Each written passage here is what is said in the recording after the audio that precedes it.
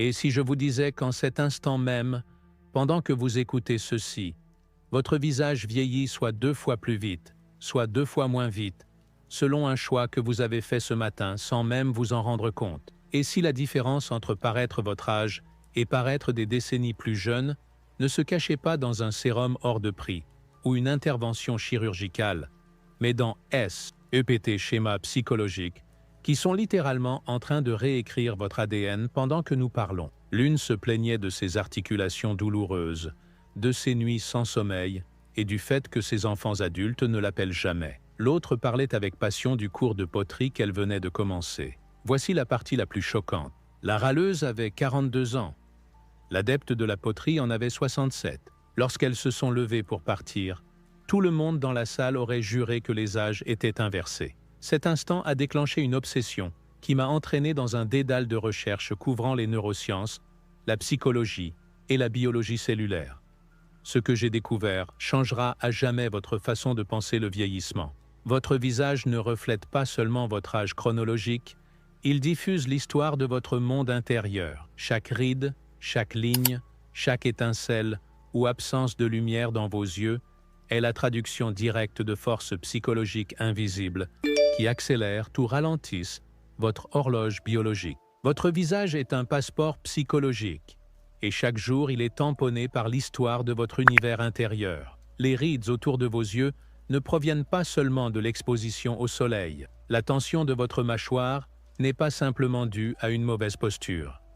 La lumière dans vos yeux ou son absence n'est pas uniquement génétique. Ce sont les manifestations physiques de 7 traits psychologiques cachés qui accélèrent ou ralentissent le processus de vieillissement d'une manière que la science commence à peine à comprendre. Les personnes qui semblent défier le temps ne sont pas forcément bénies d'un ADN supérieur ou d'un budget beauté illimité. Elles ont maîtrisé quelque chose de bien plus puissant. L'art de vivre d'une façon telle que leur vitalité intérieure rayonne vers l'extérieur, créant une aura de jeunesse indéniable qui transcende l'âge chronologique. Ces individus ont déchiffré un code que le reste d'entre nous cherche désespérément, souvent au mauvais endroit. Voici ce que la plupart des gens ne réalisent pas. Le stress chronique ne vous fait pas seulement vous sentir plus vieux, il fait littéralement vieillir vos cellules plus vite. Chaque fois que vous entretenez du ressentiment, réprimez vos émotions ou résistez au changement, vous envoyez à votre corps des signaux biochimiques qui accélèrent le vieillissement. Mais lorsque vous incarnez ces 7 traits, vous inversez ce processus, créant une cascade d'hormones préservant la jeunesse et de mécanismes de réparation cellulaire qui œuvrent 24h/24. Les recherches à ce sujet sont stupéfiantes. Les scientifiques ont découvert que nos états émotionnels influencent directement nos télomères, les capuchons protecteurs de nos chromosomes, qui déterminent le vieillissement cellulaire. Lorsque vous êtes chroniquement stressé, anxieux ou déprimé, ces télomères se raccourcissent rapidement, accélérant votre horloge biologique. Mais lorsque vous cultivez les traits psychologiques que je m'apprête à révéler, vous pouvez en fait allonger ces télomères, inversant ainsi le vieillissement cellulaire au niveau génétique. Ce n'est ni un vœu pieux, ni une philosophie New Age. C'est une science rigoureuse qui revoit notre compréhension de ce que signifie vieillir en beauté. Le National Institute on Aging a documenté des cas de personnes dont l'âge biologique, mesuré par des marqueurs cellulaires, est des décennies plus jeune que leur âge chronologique. Ces individus ne sont pas des anomalies génétiques. Ils prouvent que notre monde intérieur façonne notre réalité extérieure d'une manière profonde et mesurable. Le premier trait qui distingue les éternellement jeunes de ceux qui vieillissent rapidement est de vivre avec une passion et un but inébranlable. Il ne s'agit pas de trouver sa vocation ou de découvrir une grande mission, mais de maintenir un feu intérieur qui brûle avec éclat, quelles que soient les circonstances extérieures. Lorsque vous observez des personnes qui semblent rayonner de vitalité, vous êtes témoin de la manifestation physique de processus biochimiques déclenchés par une vie pleine de sens. Le but agit comme une centrale électrique intérieure, produisant un flux constant de dopamine et de sérotonine. Ces neurotransmetteurs ne se contentent pas de vous faire sentir bien. Ils réduisent l'inflammation dans tout votre corps, améliorent la circulation et déclenchent des processus de réparation cellulaire qui gardent votre peau souple et vos niveaux d'énergie élevés. La personne passionnée rayonne littéralement, parce que ces cellules baignent dans des substances chimiques préservant la jeunesse, produites par son propre organisme. J'ai récemment rencontré une entraîneuse de marathon de 70 ans dont la peau avait moins de rides que celle de la plupart des quadragénaires. Lorsque je lui ai demandé son secret, elle n'a parlé ni de suppléments, ni de routine de soins cutanés. Elle a parlé de son but: aider les gens à découvrir leur potentiel physique. Ses yeux se sont illuminés lorsqu'elle a décrit le moment où quelqu'un termine sa première course. Cette lumière n'était pas métaphorique.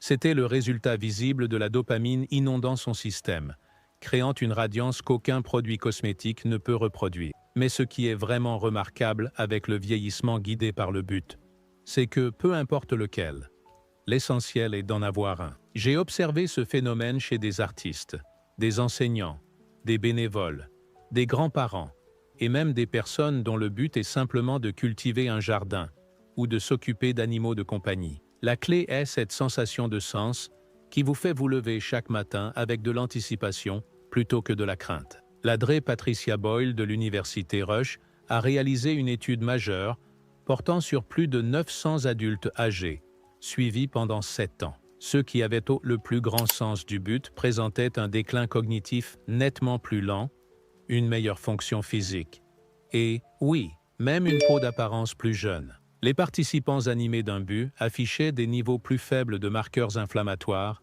et des niveaux plus élevés de facteurs de croissance, favorisant la réparation cellulaire. Comparez cela aux personnes qui ont perdu leur sens du but. Elles développent souvent ce que j'appelle le regard fatigué de la vie, posture affaissée, regard terne et peau qui semble avoir abandonné la lutte contre la gravité. Sans but pour alimenter leur biochimie, leur corps passe en quelque sorte en mode survie, privilégiant les fonctions de base au détriment de la vitalité et de la réparation. Elles ne vivent pas seulement sans passion, elles vieillissent sans la protection biologique que procure la passion. L'absence de but crée une forme de stress unique particulièrement délétère pour le vieillissement. Lorsque vous vous réveillez chaque jour sans rien de significatif à attendre, votre corps interprète cela comme une menace pour la survie. Les niveaux de cortisol augmentent, les réponses inflammatoires s'intensifient et les processus de réparation cellulaire qui vous maintiennent jeune commencent à s'arrêter. C'est comme si votre corps décidait qu'il n'y a aucune raison d'entretenir la machine s'il n'y a rien qui vaille la peine d'être vécu. Mais le but peut être cultivé à tout âge. J'ai vu des sexagénaires découvrir de nouvelles passions qui ont littéralement transformé leur apparence en quelques mois. Une femme que je connais s'est mise au piano à 58 ans après le départ de ses enfants. Le défi mental combiné à la joie de créer de la musique a déclenché un changement biochimique si profond que sa coiffeuse lui a demandé si elle avait eu recours à la chirurgie esthétique. Elle n'avait rien changé, si ce n'est trouver quelque chose qui la faisait se sentir à nouveau vivante. Le deuxième trait qui définit les éternellement jeunes est la culture d'un esprit indestructible grâce à la maîtrise de la résilience. Cela ne signifie pas éviter les difficultés ou prétendre que tout va bien. Il s'agit de développer la flexibilité psychologique qui permet de rebondir après les revers sans laisser le stress s'installer durablement dans votre corps. Les personnes qui paraissent plus jeunes que leur âge ont appris à métaboliser le stress différemment. Carl Jung, le psychologue pionnier qui a cartographié les profondeurs de la conscience humaine, avait compris quelque chose de profond sur la résilience, que la science moderne ne fait que redécouvrir. Il a écrit que le privilège d'une vie est d'être qui l'on est. Mais il reconnaissait aussi que devenir qui l'on est exige d'affronter ce qu'il appelait l'ombre, ces expériences sombres qui nous brisent ou nous forgent plus fort. Jung a observé que ceux qui intégraient leurs expériences difficiles, plutôt que d'en être consumés, développaient ce qu'il appelait l'or psychologique. Ils transformaient leur douleur en sagesse, leurs échecs en force et leurs blessures en source de compassion. Ce processus alchimique, notait-il, était visible non seulement dans leur caractère, mais dans leur simple présence. Ils se tenaient différemment, parlaient autrement et, oui, vieillissaient différemment. Confrontés à la trahison, à la perte financière ou au chagrin, les individus résilients vivent pleinement l'impact de ces événements sans permettre qu'ils déclenchent la réponse de stress chronique qui fait vieillir le corps rapidement. Ils ressentent la douleur, la traitent, puis choisissent consciemment de la libérer plutôt que de la transporter comme un bagage émotionnel qui alourdit leur esprit et se reflètent sur leur apparence physique. Ce processus reflète ce que Jung appelait le individuation, le voyage d'une vie consistant à devenir son soi authentique. Ceux qui embrassent ce voyage, qui voient toi leurs défis comme des occasions de croissance, plutôt que comme la preuve de leur insuffisance, maintiennent une vitalité qui transcende leur âge chronologique. Ils comprennent que la résilience ne consiste pas à être assez dur pour supporter les coups de la vie, mais assez flexible pour plier sans casser. Le stress chronique inonde votre système de cortisol, souvent appelé l'hormone du vieillissement. Une exposition prolongée au cortisol dégrade le collagène, ternit votre peau, crée de l'inflammation et grave littéralement des lignes de stress sur votre visage. Mais les personnes résilientes ont développé des mécanismes internes pour empêcher cette cascade. Elles peuvent ressentir un stress intense, mais elles n'en font pas leur marinade. La différence entre ceux qui vieillissent avec grâce sous pression et ceux qui s'effondrent réside dans leur relation à l'adversité.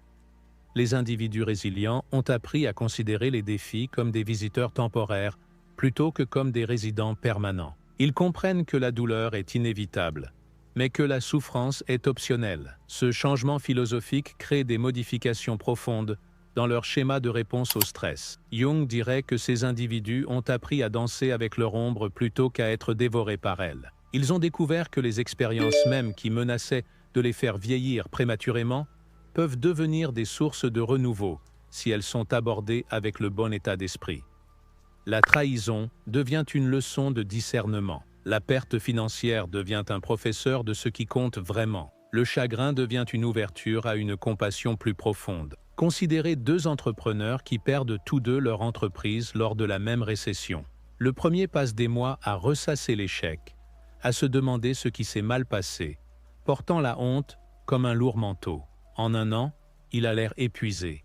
Sa peau a perdu son éclat et des rides d'inquiétude se sont creusées. Le second entrepreneur fait son deuil de la perte, en tire des leçons et canalise cette énergie dans sa prochaine aventure. Un an plus tard, il paraît en réalité plus dynamique qu'auparavant, car il s'est prouvé qu'il pouvait gérer tout ce que la vie lui réserve. Il ne s'agit pas d'être d'un optimisme irréaliste ou de nier la réalité. Il s'agit de développer ce que les psychologues appellent l'inoculation au stress. Chaque fois que vous traversez une situation difficile, sans laisser celle-ci altérer durablement votre biochimie, vous renforcez votre muscle de résilience. Votre corps apprend que le stress est temporaire, que vous pouvez gérer ce qui vient et qu'il n'est pas nécessaire de maintenir l'état d'alerte prolongé qui accélère le vieillissement. Les marqueurs physiques de la résilience sont indéniables. Les personnes résilientes gardent une meilleure posture sous pression. Leurs muscles faciaux ne se figent pas dans des schémas de tension et elles conservent cette présence énergique qui suggère qu'elles sont prêtes pour la suite. Elles ont appris à surfer sur les vagues de la vie plutôt qu'à se faire écraser. Et cela se voit dans chaque aspect de leur présence. Jung a observé que ceux qui avaient intégré leurs expériences difficiles se tenaient avec une certaine dignité. Ils avaient affronté leurs dragons et en étaient ressortis non pas indemnes, mais transformés. Cette transformation était visible dans leur maintien, leur voix, leur regard et, oui, dans leur façon de vieillir. Ils avaient appris le secret de la transmutation du plomb en or, transformant leurs blessures en sagesse, leurs douleurs en pouvoir. L'une des techniques les plus puissantes pour développer cette résilience est ce que j'appelle le surf du stress. Au lieu d'essayer d'éviter le stress ou de prétendre qu'il ne vous affecte pas, vous apprenez à le chevaucher consciemment. Lorsque vous sentez le stress monter, vous le reconnaissez. Vous respirez à travers lui et vous choisissez consciemment combien de temps vous l'autoriserez à rester dans votre système. Cette pratique empêche le stress de devenir chronique et de sculpter des schémas permanents sur votre visage et votre posture. Le but n'est pas de devenir invulnérable, mais d'atteindre ce que Jung appelait la maturité psychologique. Cette maturité se manifeste par la capacité à tenir le paradoxe, être à la fois doux et fort, vulnérable et résilient. Les personnes qui ont atteint cette maturité psychologique semblent avoir accès à une source secrète de jouvence, qui ne découle pas de l'évitement des difficultés, mais de leur transformation en source de force et de sagesse. Le troisième trait consiste à s'entourer d'une énergie positive et à comprendre l'impact profond du phénomène de contagion émotionnelle. Votre environnement social n'influence pas seulement votre humeur, Il affecte littéralement votre âge biologique. Les personnes avec qui vous passez du temps ajoutent soit des années à votre vie, soit vous en retirent, par la transmission subtile mais puissante de leur énergie et de leurs émotions. Les humeurs sont contagieuses comme la fumée passive. Lorsque vous êtes constamment exposé à des râleurs, des cyniques et des vampires énergétiques, vos hormones de stress restent élevées, même quand vous n'êtes pas directement impliqué dans leur drame. Votre corps ne fait pas la différence entre votre propre stress et le stress absorbé des autres. Il réagit simplement aux signaux chimiques présents dans votre système, accélérant le vieillissement quelle qu'en soit l'origine. Ce phénomène est si puissant que des chercheurs ont constaté que l'on peut littéralement attraper la dépression ou l'anxiété après une exposition prolongée à des personnes négatives. Mais l'inverse est également vrai.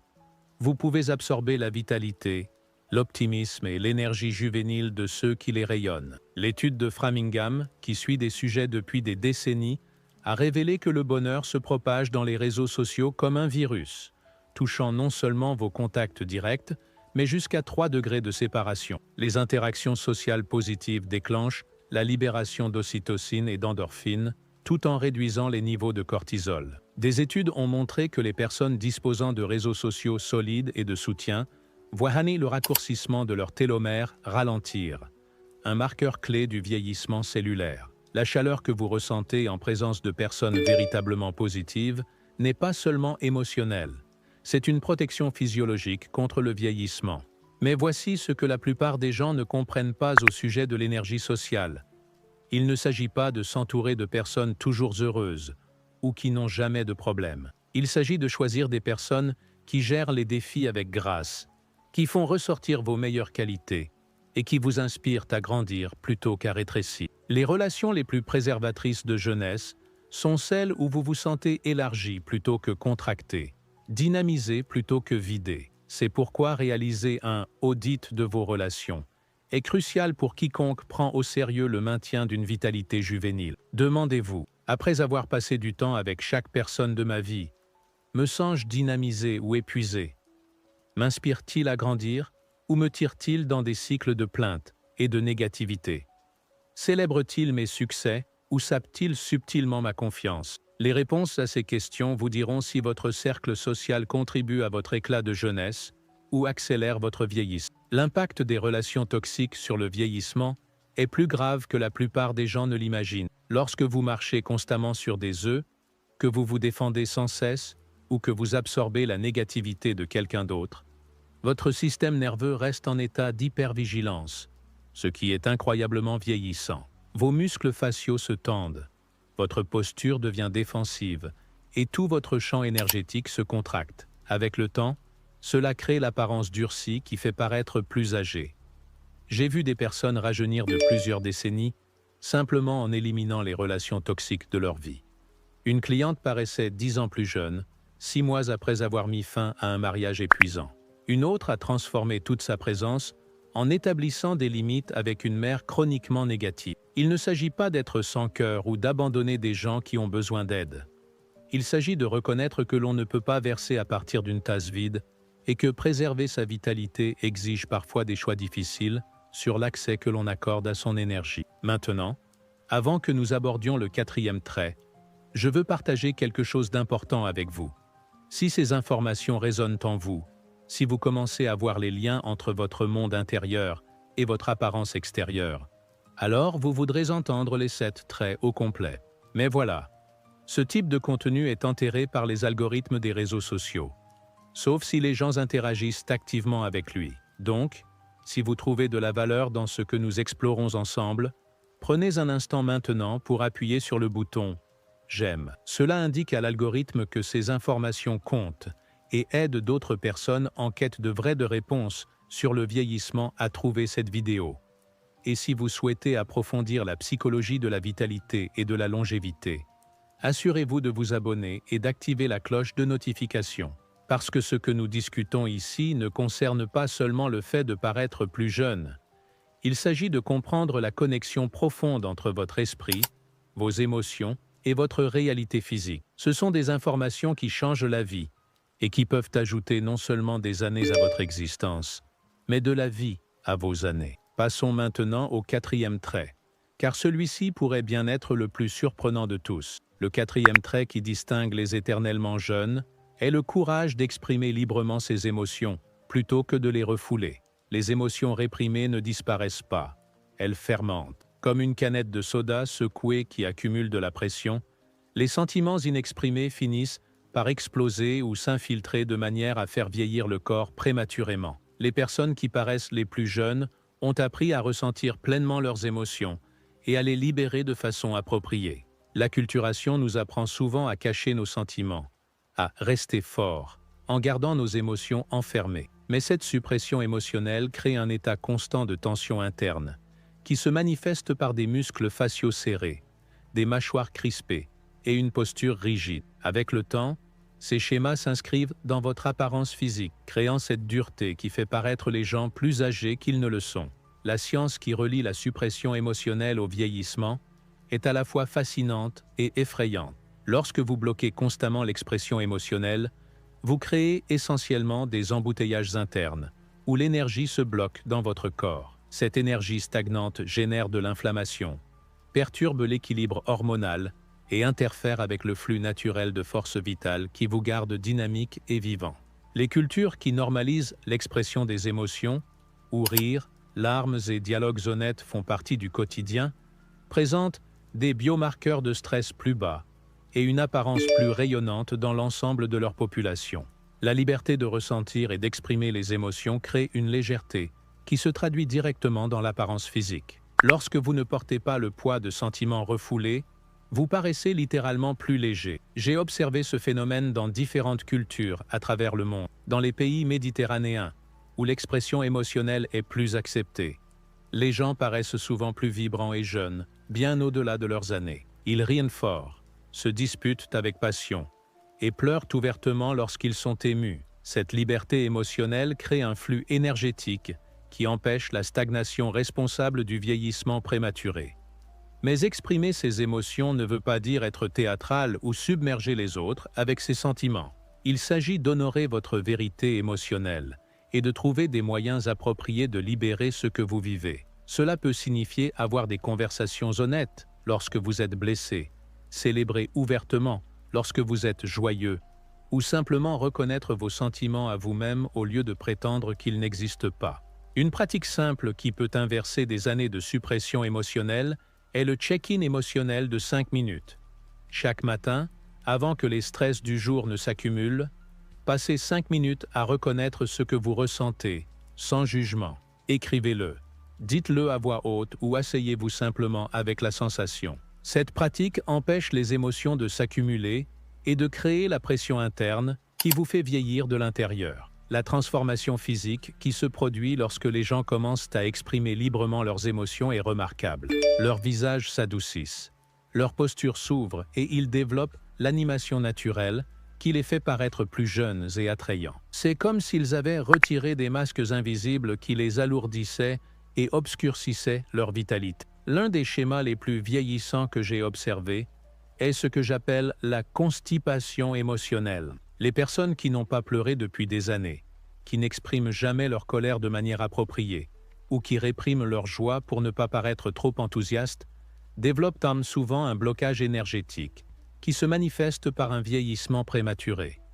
Leurs visages deviennent des masques, leurs mouvements se rigidifient, et toute leur présence semble atténuée et sans vie. Le cinquième trait associe l'acceptation du changement au maintien d'une curiosité à vie. La rigidité mentale accélère le vieillissement plus vite que presque tout autre facteur. Lorsque vous résistez au changement, votre cerveau commence littéralement à se calcifier, créant des voies neuronales de plus en plus inflexibles. Cette raideur mentale se traduit par une raideur physique, affectant tout, de votre posture à vos expressions faciales. Le changement est un yoga mental, étirant vos capacités cognitives et gardant vos voies neuronales souples. Les personnes qui disent « pourquoi pas ?»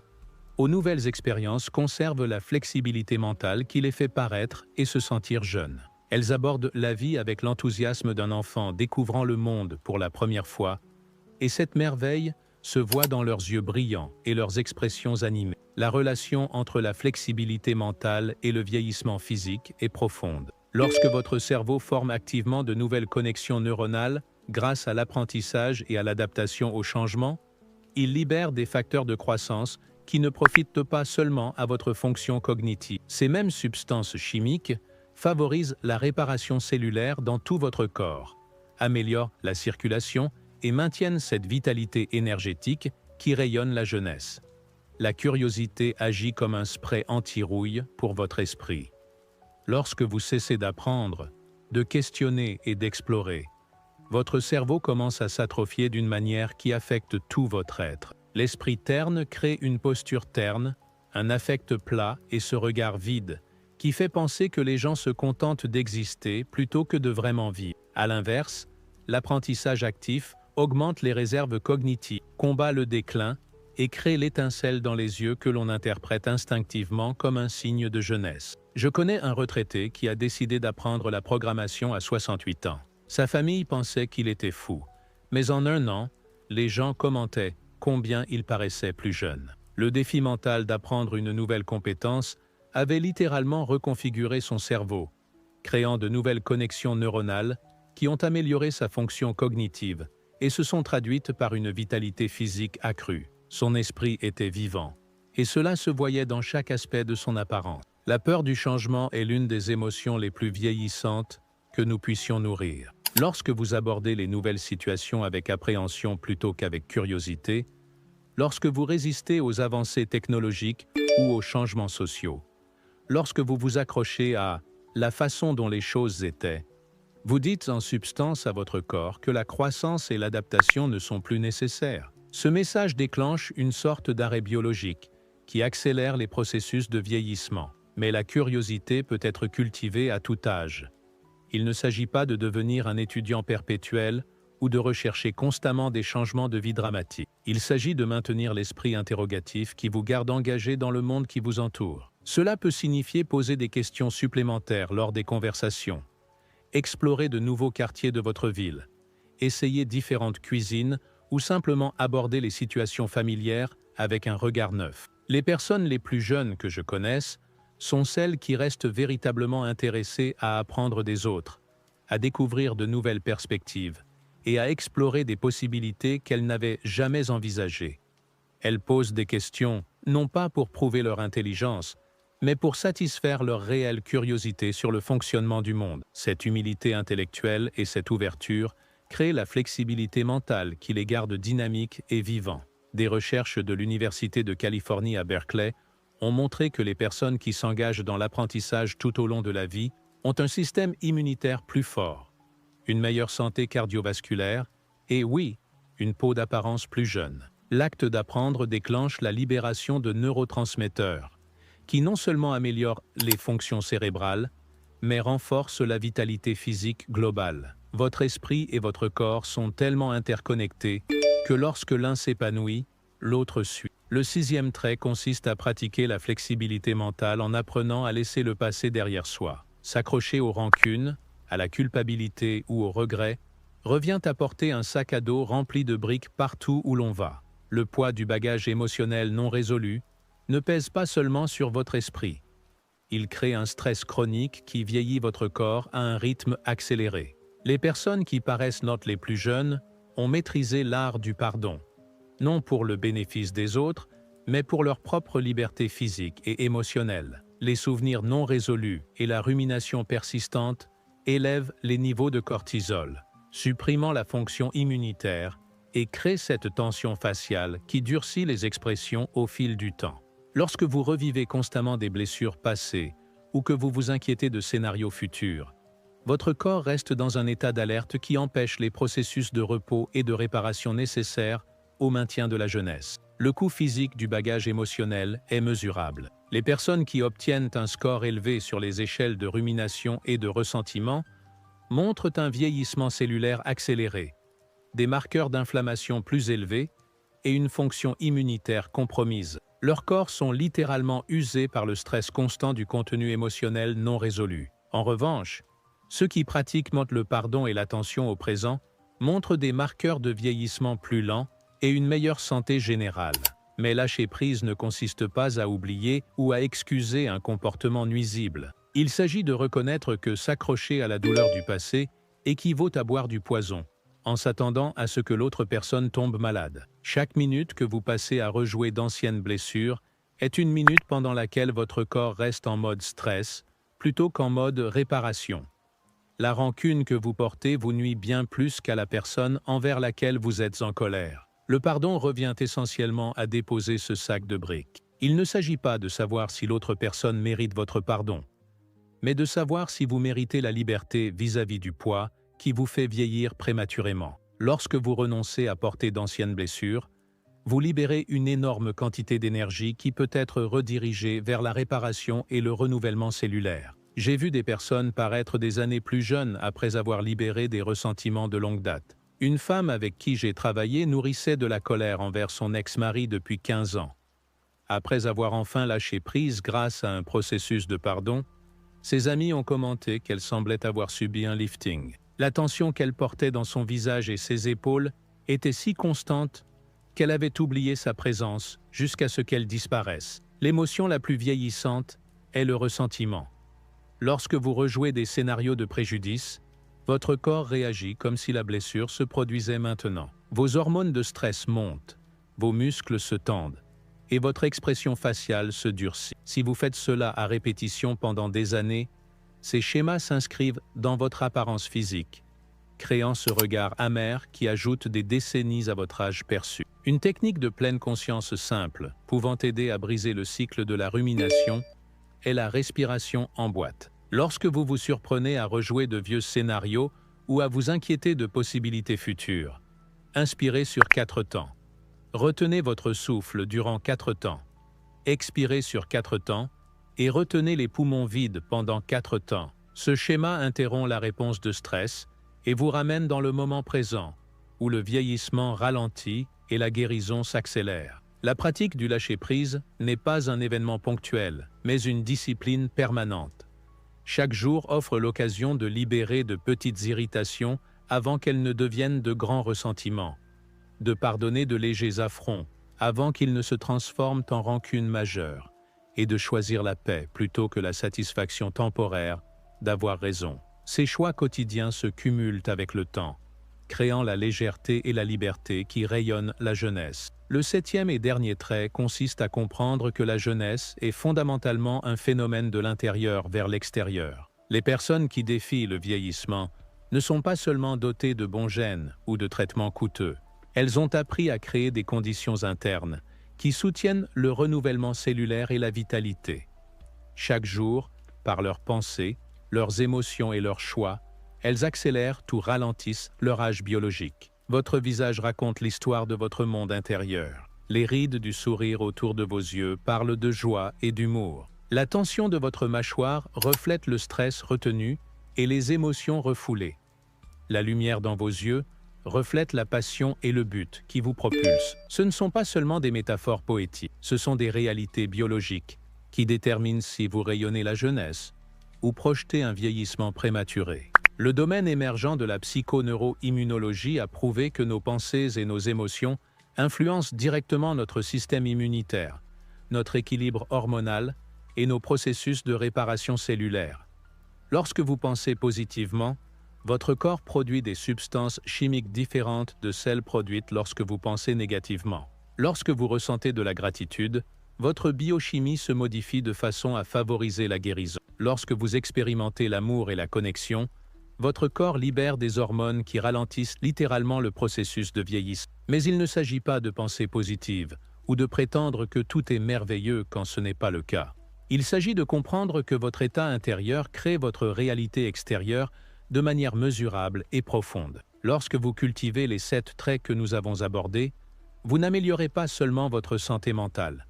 Vous optimisez votre biologie pour la longévité et la vitalité. Les gènes et les soins de la peau jouent là certainement un rôle dans notre façon de vieillir, mais ce ne sont que des acteurs secondaires dans une pièce où l'état d'esprit, l'hygiène émotionnelle et les choix sociaux écrivent le scénario principal. Les crèmes les plus coûteuses ne peuvent pas reproduire l'éclat qui provient d'une vie pleine de sens. Les chirurgiens les plus habiles ne peuvent pas créer la radiance qui découle de la liberté émotionnelle. Les traitements les plus avancés ne peuvent pas remplacer la vitalité qui naît de l'acceptation du changement et du maintien de la curiosité.